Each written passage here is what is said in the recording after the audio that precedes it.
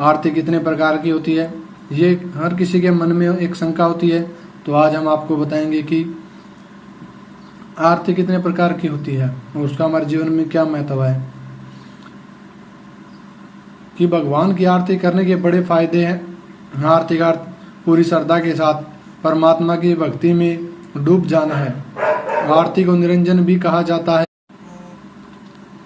निरंजन का अर्थ है विशेष रूप से प्रकाशित करना, यानी कि देव पूजन से प्राप्त होने वाली सकारात्मक शक्ति हमारे मन को प्रकाशित कर दे, व्यक्तित्व को उज्ज्वल कर दे।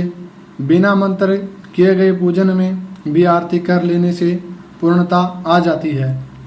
स्कंद पुराण में भगवान की आरती के संबंध में कहा गया है कि यदि कोई व्यक्ति मंत्र नहीं जानता हो, पूजा की विधि भी नहीं जानता हो, लेकिन भगवान की आरती की जा रही हो और उस पूजन कार्य में श्रद्धा के साथ शामिल होकर आरती करे, तो भगवान उसकी पूजा को पूरी तरह से स्वीकार कर लेते हैं। आरती दीपक से क्यों की जाती है? रूई के साथ घी की बाती जलाई जाती है। घी समृद्धि का प्रदाता है। घी रूखापन दूर कर सुगंधता प्रदान करता है। भगवान को अर्पित किए गए घी के दीपक का मतलब है कि जितनी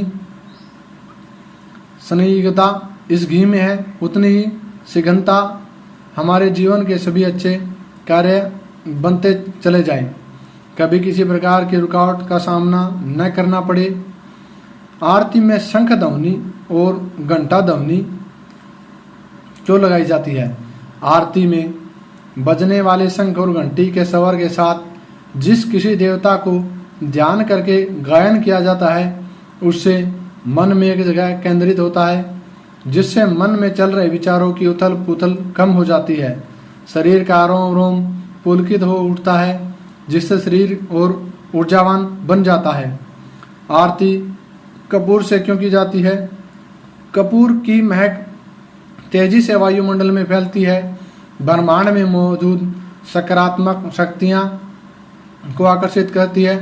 आरती वह माध्यम है जिसके द्वारा देवीय शक्ति को पूजन स्थल तक पहुंचने का मार्ग मिल जाता है।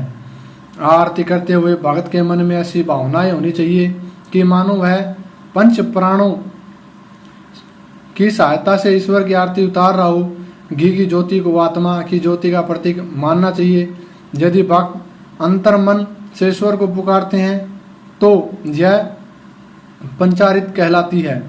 आरती दिन में 1 से 5 बार की जा सकती है।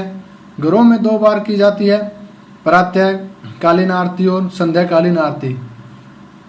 दीप भक्ति विज्ञान के अनुसार आरती से पहले भगवान को नमस्कार करते हुए 3 बार फूल अर्पित करना चाहिए।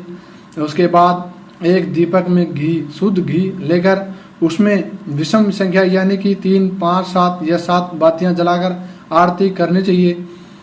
सामान्य तौर पर 5 बत्तियों से आरती की जाती है, जिसे पंच प्रदीप भी कहते हैं। इसके बाद कर्पूर से आरती की जाती है। कपूर का धुआं वायुमंडल में जाकर मिलता है। यह धुआं हमारे पूजन कार्य को ब्रह्मांड की शक्ति तक पहुंचाने का कार्य करता है। किसी विशेष पूजन में आरती 5 चीज़ों से की जाती है। पहली धूप से, दूसरी दीप से, तीसरी धुले हुए वस्त्र से, कर्पूर से, 5वीं जल से। ऐसी इंटरेस्टिंग